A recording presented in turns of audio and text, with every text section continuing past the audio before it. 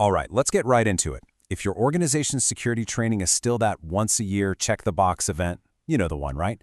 Well, it's pretty much obsolete. Today we're going to talk about why these new AI-driven threats mean we have to completely rethink our approach. We're moving from those static, old-school lessons to a defense that's constantly learning and evolving.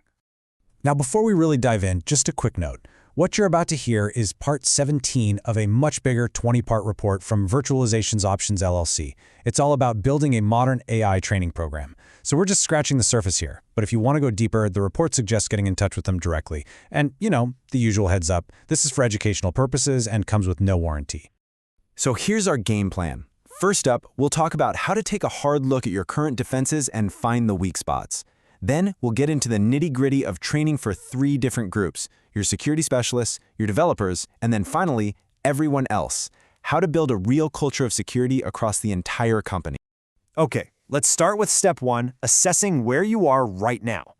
The big idea here is to shift your thinking away from just checking a box for compliance and moving towards a truly strategic defense that can actually handle modern threats. And this really gets to the heart of the problem. You've got attackers using AI to whip up incredibly convincing phishing emails, deepfakes, and even malware that literally changes its own code to avoid being caught. A PowerPoint from last year just doesn't stand a chance against a threat that's evolving every single week, sometimes every single day. This brings us to the big, crucial question you have to ask. I mean, before you can build a stronger wall, you've got to know where the holes are, right? Are your teams ready for attacks that, frankly, didn't even exist a year and a half ago? So how do you find those blind spots? Well, the source suggests a really simple but powerful method: a training gap audit. First, you just gather up all the security training you have. Step 2, you map each piece of content to a specific threat, and this is key: check the date it was last updated.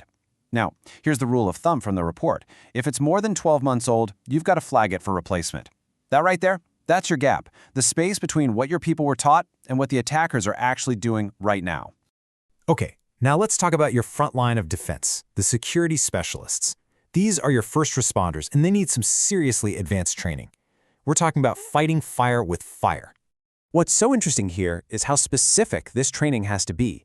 This isn't your general cybersecurity 101. Your specialists need to become experts in analyzing AI-powered threats. They need to understand how the bad guys' AI tools actually work. They need to know how to defend against wild stuff like polymorphic malware. That's code that uses AI to rewrite itself on the fly. But it's not just defense. They also need to be using AI tools themselves, like new vulnerability scanners powered by LLMs, and spotting when an attacker is using AI to sneak around inside the network. All right, next up, the folks who are actually building your products, your developers. As we cram AI into pretty much everything, we're basically creating a brand new attack surface, and they're the ones on the front lines. Now, one of the single biggest risks the source calls out is something called prompt injection. Okay, think of it like this. You tell an AI model, hey, follow these rules. But then an attacker comes along and writes a really clever message that basically tricks the AI into ignoring your rules and listening to them instead. This can cause it to leak secret data or do things it should never, ever do. It's a huge vulnerability in how we work with these models today. So for developers, the training has to be practical. It's not enough to just talk about the theory. The report really hammers this home. They need hands-on coding exercises. They need to practice cleaning and filtering user inputs before they ever get near the AI. And it's not just code. It's also about learning new architectural patterns that can help shut these attacks down from the get-go. But look, security isn't just a job for the tech teams, right? To really make this work, you have to create a culture of AI awareness that stretches across the entire organization, from the C-suite all the way to HR. This training really rests on 4 main pillars. First, there's data privacy, making sure everybody understands how AI uses data and what their responsibilities are under laws like GDPR.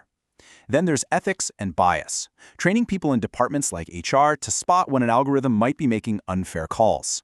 Third is regulatory compliance, which is huge because you've got a wave of new rules like the EU AI Act coming down the pike. And finally, you have to train everyone on your own internal AI policies so they know what's okay and what's not when they're using these incredibly powerful tools. And that really brings us to the bottom line, doesn't it? In a world where the threats are moving at the speed of AI, sticking with an old, static training model isn't just a little bit behind the times. It's a genuine liability for your entire organization. So as we wrap this up, I'll just leave you with this one question to mull over. When you think about your security team, your developers, and everyone else in your organization, where's your biggest gap? Because finding that gap, that's the very first step to building a defense that's actually ready for what's coming next.